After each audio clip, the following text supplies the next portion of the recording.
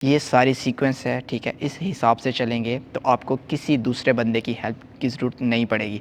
आप सारे काम अपने खुद कर लोगे। अस्सलाम वालेकुम जी। तो guys welcome to my channel, I am Shara Subhani. तो आज की वीडियो बेसिकली कह लें कि पुर्तगाल की बिगनर गाइड के बारे में है कि अगर आप पुर्तगाल में आ जाते हो तो आपको कौन से स्टेप्स फ़ॉलो करने हैं।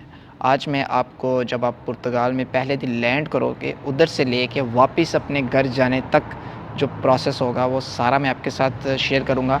इसमें कुछ पॉइंट्स हैं, कुछ 15 पॉइंट्स हैं जो मैंने राइट डाउन किए हैं, वो सारे मैं आपके साथ शेयर करूँगा। अगर आप उनको फॉलो करते जाओगे तो होप्स हो कि आपको किसी जगह पे कोई मसला नहीं होगा और ना ही आप किसी जगह पे स्टक होंगे। क्योंकि मोस्टली लोगों के साथ ऐसा ही होता है, जब वो पुर्तगाल में आ जाते हैं अपना टाइम वेस्ट कर देते हैं, उसके बाद वो सर्च अपनी स्टार्ट करते हैं। तो अगर आप ये सारे points step by step follow करते जाओगे तो इंशाल्लाह आपको कोई मसला नहीं बनेगा। तो वीडियो स्टार्ट करने से पहले अगर आप मेरे चैनल पे न्यू हैं तो चैनल को सब्सक्राइब कर लें ताकि हर इन्फॉर्मेटिव वीडियो आप तक आ सके। जी तो गाइस, आज की वीडियो स्टार्ट करते हैं। सबसे पहले नंबर 1 पे आता है कि अभी आप पुर्तगाल में आ गए हो तो आपको सबसे पहले फ़र्स्ट स्टेप क्या करना है। सबसे पहले आप किसी न किसी होटल में, किसी भी जगह पे आप स्टे करेंगे तो उधर आपने अपनी एंट्री करवा लेनी है। उसको कहते हैं लीगल एंट्री। नंबर 1 पे आ गया लीगल एंट्री। जब आप पुर्तगाल में एंटर हो जाएंगे तो आपका सबसे पहले फ़र्स्ट एम एक ही होगा कि आपने अपनी फ़ाइल लॉक करवानी होगी। एज़ सून एज़ पॉसिबल आपने अपनी फ़ाइल लॉक करवानी है। फ़ाइल लॉक करवाने के लिए आपको 2 चीज़ें देखनी है कि आपको किस आर्टिकल में अपनी फ़ाइल लॉक करवानी है, आर्टिकल 88 में या आर्टिकल 89 में। अगर आपका माइंड बिज़नेस माइंड है या आपको पता है कि इन फ्यूचर अपने बिज़नेस करना है तो अपनी फ़ाइल आर्टिकल 89 में जमा करवाएं। और अगर आपने अपने एक नॉर्मल काम करना है तो वो आपको अपनी फ़ाइल आर्टिकल 88 में जमा करवानी होगी। अगर आपको आर्टिकल 89 के बारे में इंफॉर्मेशन चाहिए, उसकी अलहदा से वीडियो मैंने बनाई हुई है। एक एक्सपीरियंस मैंने रिसेंटली शेयर किया था, तो लिंक आपको ऊपर मिल जाएगा और डिस्क्रिप्शन में भी मिल जाएगा, तो आप वो भी देख सकते हैं, वो आपके लिए हेल्पफुल होगा। ये हो गया नंबर 1 पे लीगल एंट्री। नंबर 2 पे फ़ाइल लॉक। जितनी जल्दी हो सकता है अपने फ़ाइल लॉक करवाओ। फ़ाइल लॉक के लिए कौन कौन से डॉक्यूमेंट चाहिए? अगर आपने जाना है आर्टिकल 88 में तो सबसे पहले आपके पास एक लीगल एंट्री होनी चाहिए। अगर आपने लीगल एंट्री की है तो लीगल एंट्री होनी चाहिए। अगर नहीं भी की तो वो ज़रूरी नहीं है, लेकिन आपके पास निफ़ नंबर होना चाहिए, फाइनेंस नंबर। आपके पास निस नंबर होना चाहिए, सोशल नंबर। आपके पास जुनता होना चाहिए, ठीक है, और एक जॉब कॉन्ट्रैक्ट होना चाहिए। तो फिर आपकी फ़ाइल आर्टिकल 88 में जमा होगी। लेकिन अगर आपने फ़ाइल आर्टिकल 89 में जमा करवानी है तो उसके लिए आपके पास एक निफ़ नंबर होना चाहिए, एक निस नंबर होना चाहिए, और इसी के साथ साथ आपने अपनी एक्टिविटी ओपन करवानी होगी फाइनेंस में, ठीक है। तो ये करवाने के बाद आप अपनी फ़ाइल आर्टिकल 89 में जमा करवा सकते हो। जुनता सेम है, सिर्फ आर्टिकल 88 और आर्टिकल 89 में एक डिफरेंस है कि आर्टिकल 88 में आपको कॉन्ट्रैक्ट चाहिए होगा और आर्टिकल 89 में आपको एक एक्टिविटी ओपन करवानी होगी। जब ये हो जाएगा तो आपकी फ़ाइल लॉक हो जाएगी। थर्ड नंबर पे आ गया जुनता। तो जुनता, अगर आप किसी जगह पे रह रहे हो, ठीक है, जब आपने अकोमोडेशन सर्च कर लेनी है तो आपका उस जगह का जुनता बन जाएगा। तो वो आपकी एक जुनता कह लें कि एक एड्रेस होगा, होम एड्रेस, जिसके ऊपर आपके सारे लेटर्स वगैरह आएंगे, बैंक लेटर एट्सेट्रा एट्सेट्रा। अगर आपका जुनता नहीं भी बनता तो आप बाय भी कर सकते हो, क्योंकि फ़ाइल लॉक के टाइम जुनता बाय भी हो जाता है, ऐसी बात नहीं है। उसके लिए आपको थोड़े से एक्स्ट्रा पैसे देने होंगे। इधर मैं एक और बात ऐड करना चाहूँगा कि फ़ाइल लॉक मैं इसलिए कहता हूँ कि एज़ सुन एज़ पॉसिबल अपनी जल्दी से जल्दी जमा करवाएँ, क्योंकि आजकल ईमेल्स आ रही हैं सीक्वेंस से। अगर आपका एक दिन भी लेट होगा तो अगर उस दिन में 1000 फ़ाइल लॉक होती है तो आपका एक दिन आगे चला जाएगा, तो आपकी बारी उसी हिसाब से आएगी। मैंने जस्ट एग्जांपल दी है कि एक सीक्वेंस के साथ होता है। तो सबसे पहला एम आपका फ़ाइल लॉक होना चाहिए।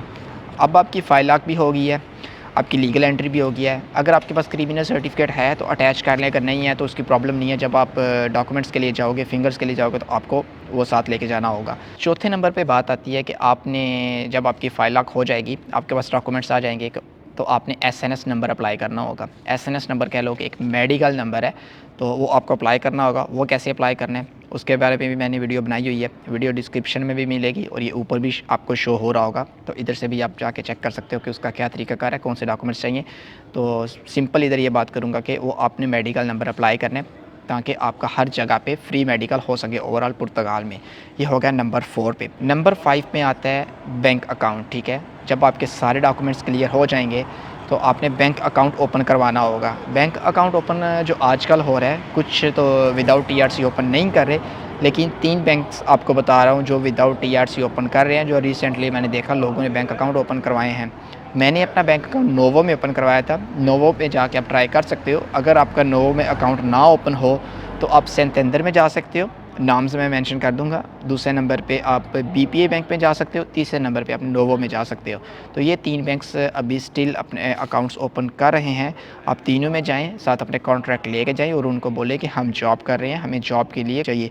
अगर आपने फ़ाइल 89 में जमा करवानी होगी तो आप डायरेक्टली उनको कह सकते हो कि मैंने अपनी एक्टिविटी ओपन करवानी है और एक्टिविटी ओपन करवाने के लिए मुझे बैंक अकाउंट चाहिए, तो वो आपका अकाउंट ओपन कर देंगे। वो पेंडिंग में रखेंगे, जब आप एक्टिविटी लेके आएंगे तो वो आपका अकाउंट ओपन कर देंगे। ये आ गया नंबर 5 पे कि बैंक अकाउंट ओपन करना है।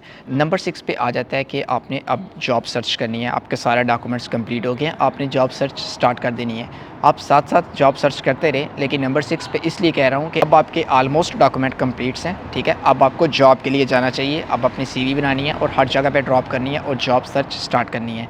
नंबर 7 पे आ जाता है कि जब आपको 6 मंथ हो जाएंगे पुर्तगाल में, ठीक है, तो उस टाइम आपने अपनी गारंटी को रिमूव करना होगा। गारंटी उस चीज़ को कहते हैं कि जब आप पुर्तगाल में आते हो, जो बंदा आपकी फ़ाइल लॉक करवाता है वो आपकी गारंटी देता है कि मैं इसकी गारंटी दे रहा हूँ कि ये कोई इसके ऊपर क्रिमिनल केस नहीं है, यानी कि ये एक्यूरेट बंदा है। तो उस चीज़ को आपने रिमूव करवाना होगा। और गारंटी के लिए आपको क्या क्या चाहिए होगा, आपके पास सिर्फ़ और सिर्फ आपका एड्रेस होना चाहिए। आप उनकी वेबसाइट पे जाओगे, सोशल की वेबसाइट पे जाके अपना एड्रेस अपडेट करोगे, या आप सोशल के ऑफिस में जाके तो उनको बोलोगे मैंने गारंटी रिमूव करवानी है, तो आपने गारंटी रिमूव करवा लेनी है। उसमें वो जितना भी आपका प्रोसेस होगा सारा आपके अंडर में आ जाएगा। उस बंदे ने, जिस बंदे ने फ़ाइल लॉक की होगी, उसका सारा काम ख़त्म हो जाएगा, मीन कि उसकी गारंटी ख़त्म होगी। अब फ़ाइल आपके पास आ गई। ये हो गया नंबर 7 पे कि आफ्टर 6 मंथ आपने गारंटी रिमूव करनी होगी। नेक्स्ट नंबर पे आ जाता है नंबर 8 पे कि आपने फ़र्स्ट ईमेल का वेट करना होगा, ठीक है, कि ईमेल्स अपडेट होती रहती हैं।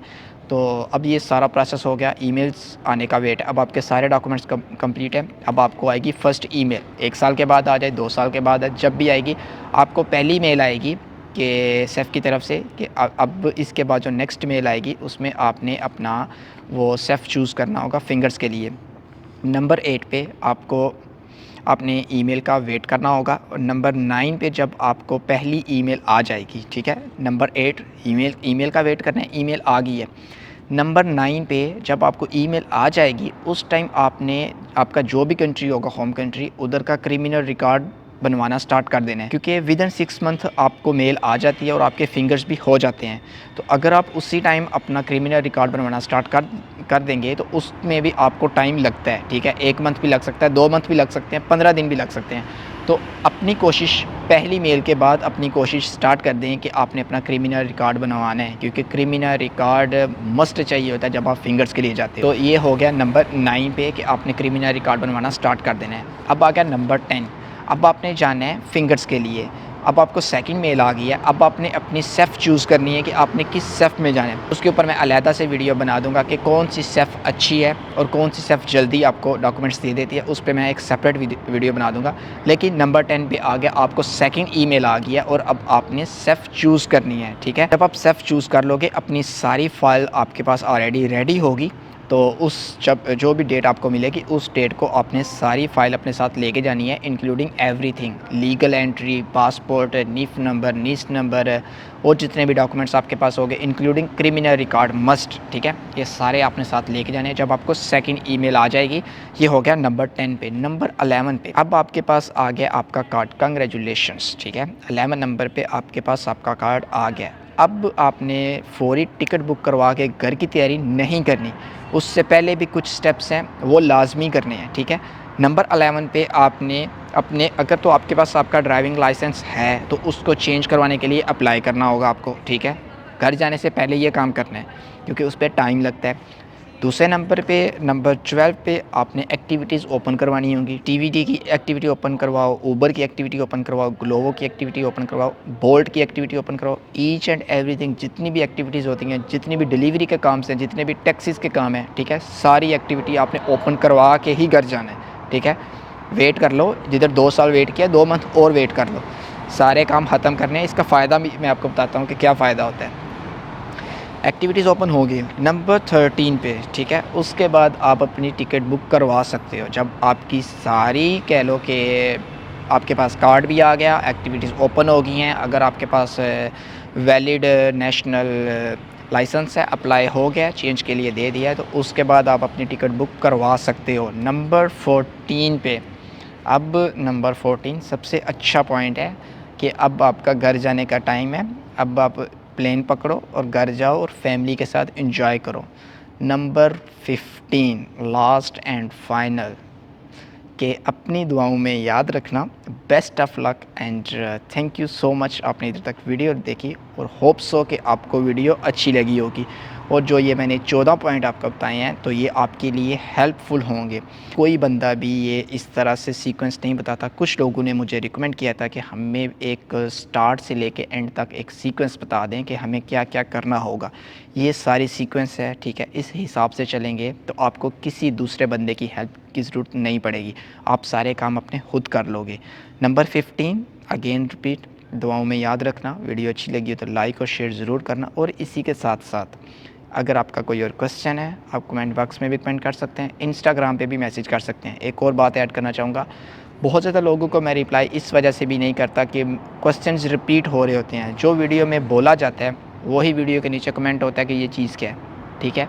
ऐसा बिल्कुल भी नहीं करना। मैं उनका बिल्कुल भी रिप्लाई नहीं करूँगा, ठीक है। क्योंकि ऑलरेडी एक चीज़ मैंने अपलोड कर दी है, उसका मतलब ये तो नहीं है कि मैं एक अब सेपरेटली अपलोड भी करूँ और फिर हर बंदे को उसी बात का दोबारा से आंसर दूँ। कुछ को दे भी देता हूँ लेकिन सम टाइम बिज़ी शेड्यूल की वजह से मैं नहीं भी देता। इसके बाद एक और बात ऐड करना चाहूँगा कि जब आप पाकिस्तान जाओगे, इंडिया जाओगे, बांग्लादेश जाओगे, अपने होम कंट्री में जाओगे, आपने जितनी एप्लीकेशंस जमा करवाई हैं उनके साथ अपडेट रहना है, ठीक है। कोई मेल तो नहीं आई, कुछ हुआ तो नहीं है, ठीक है। जैसे ही आपका वो सारा प्रोसेस डन होता जाएगा उसी हिसाब से आप अपने होम कंट्री में रहें। 2 महीने 3 महीने जितना भी रहना है, मैक्सिमम आप 6 मंथ तक रह सकते हैं। 6 मंथ के अंदर अंदर आपको दोबारा पुर्तगाल में एंट्री करनी होगी और उसके बाद आपका नेक्स्ट प्रोसेस स्टार्ट होगा। अब कह लें कि इसके बाद क्या प्रोसेस है, मीन के आपका फ़र्स्ट कार्ड आ गया, सेकंड कार्ड का क्या प्रोसेस है वो उसके बारे में भी मैं अलहदा से वीडियो अपलोड कर दूंगा। अब मैं कोशिश करूंगा कि जो नेक्स्ट गाइड होगी वो मैं फ़र्स्ट कार्ड से लेके पासपोर्ट टाइम तक वो अपलोड कर दूं कि आपको क्या क्या करना होगा, कितने टैक्स देने होंगे, किस हिसाब से चलना होगा। तो ये होगी बिगनर गाइड्स, मीन कि अगर आप पुर्तगाल में आ गए हो और आपको किसी बात का नहीं पता तो ये सारी बातें अगर आप फॉलो करोगे तो आप सक्सेसफुल रहोगे। तो best of luck and welcome जो लोग आ रहे हैं और जो लोग ऑलरेडी पुर्तगाल में हैं तो कीप पेशेंस, ठीक है। नंबर 15 में मैं एक बात बताना भूल गया कि अगर आपने पुर्तगाल में आना है तो आपने पेशेंस रखनी है, क्योंकि ये एक ऐसा कंट्री है जो आपको कम पैसे देता है लेकिन आपको सर्वाइव करना सिखा देता है कि कैसे सर्वाइव करना है, कैसे सेविंग करनी है। अगर आप पुर्तगाल में आ रहे हो, be patience, be strong, okay. और best of luck. Hope so कि आपको सारी बातों की समझ आ गई है। अगर आपका कोई क्वेश्चन है तो आप कमेंट बॉक्स में कमेंट कर सकते हो। तो मिलते हैं नेक्स्ट वीडियो में, तब तक के लिए इजाज़त दीजिए। अल्लाह हाफिज़, बाय।